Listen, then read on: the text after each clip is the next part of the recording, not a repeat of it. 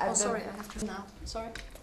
Still a pleasure to see you here at the Berlin Film Festival. Oh, thank you. It's great to be here. Blake told me a fun story about you yesterday being at the screening and looking at it with all the enthusiasm of just a viewer. So it must, feel great to see a film and enjoy it for not only your part but the whole thing. It's really great. Yeah, I really enjoyed the film, and she's fantastic in it. I mean, she's such a young person and gives such a mature performance in a way.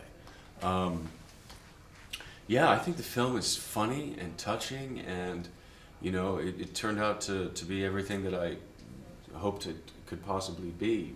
Reading the script and working with Rebecca and working with Robin Wright Penn, who's finally she has a role that she can really show all of her skills.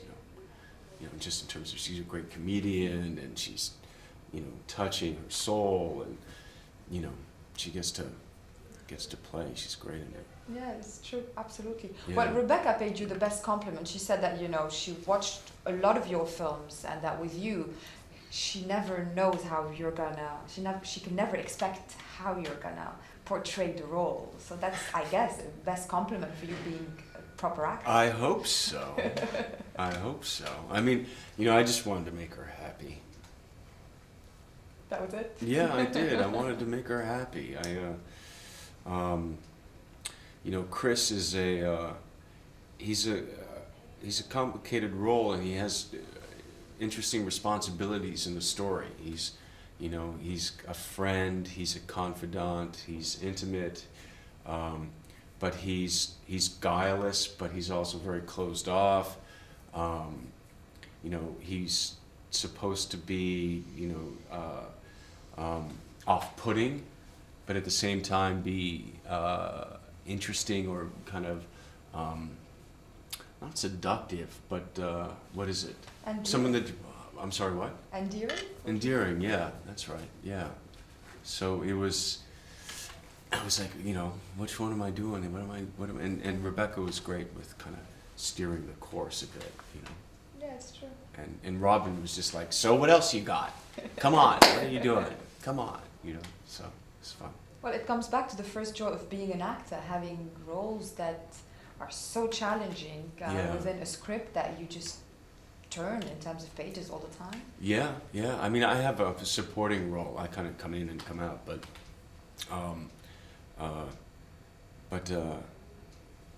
that was, I kind of like that as well. Well, it's a question I always like to ask to big stars like you. When you have a supporting role, but it's as important to the ensemble because it's like a painting, everything has to stand out. Sure. Is it also more difficult because you have less time to shine? Well, hopefully not. I get a great entrance in this film. You know what I mean? You hear me kind of yelling, and then the door opens, and he's kind of like full of, emotion, and he's got a big Christ tattooed on his chest. So that was fun. But in the sense of the scale of the role, it's. I can just say it was a pleasure. It's really a pleasure. To try and to be a part of that painting, and to be, like I said, I just wanted to make her happy. To be whatever her brushstroke was, which was there, that she wanted. Well, she's a special woman. Yeah, isn't she? Yeah, absolutely. Yeah. You're just fascinated talking to her. I had such an actor crush. So it was nice to go to work when you have an actor crush, Yeah, it does. on your director. It does heighten your enthusiasm. Yeah, it helps with. Yeah, it does. It does. Is there the opposite, movies where You don't have the actor crush. and you don't really Director want crush? to wake up in the morning and go? I've luckily not had that experience, except for once. But so I only had it once. But so no. No, indeed. It's the kind of film that tackles a lot of themes that are very endearing to their audience. I mean, personally, I felt very strongly about those family relationships and how Right. complicated they can be, and how little you know about your own family sometimes. Yes, Is yeah. that something that interests you in terms of theme? Yeah, absolutely. I mean, it's what is that? I mean, I guess that's the child perspective of the adults, right? And then as you become an adult, you kind of end up investigating your child. And then as you kind of deal with your child that's kind of made the adult that you are, this film kind of talks about how you, when they come together, when they meet each other, and hopefully they meet as friends, you know, and that they can support each other, that you kind of have another part of your life begin. And I think that's what this film talks about. Yeah, and the necessary changes that, you know, your unconscious suggests to you without you being aware of it. I thought that was a very interesting psychological theme, don't you think? Yeah, absolutely. Yeah, and yeah, being able to hear them, or how they manifest without your control. You know, I mean, I guess there's that whole idea of your sense of I and your sense of self has such a prejudice and has such a robust ego about, you know, that's who I am and this is what's going on, and you know, and then it's just, come on, who are you kidding?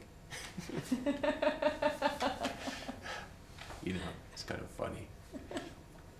Well, there are movies like The Matrix where you fight for your performance because there's so much special effects around, and it makes for a great film, but and this is the opposite. You kind of have so much acting to do that you just wonder where the special effect is going to be. Isn't it too much responsibility to have so much acting to do? I don't know. You know, I had a supporting role. You'd have to ask Robin about that.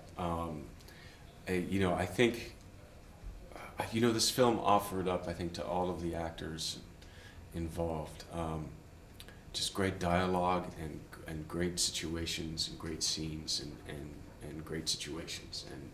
And with that, I don't think an actor can ever get enough of that. You know, it's just like, look at all of this that I get to do. You know, so that's a burden that is welcome. I'm sure it is. Yeah. It's like don't give me another great scene. Let me just watch the others. Yes, let me just sit back and enjoy. Well, Blake said something also very fun about you, is that, you know, she's met you and she thought you were such a nice, down-to-earth guy, and then all of a sudden you turn up on a red carpet and you're the huge megastars who everybody screams for.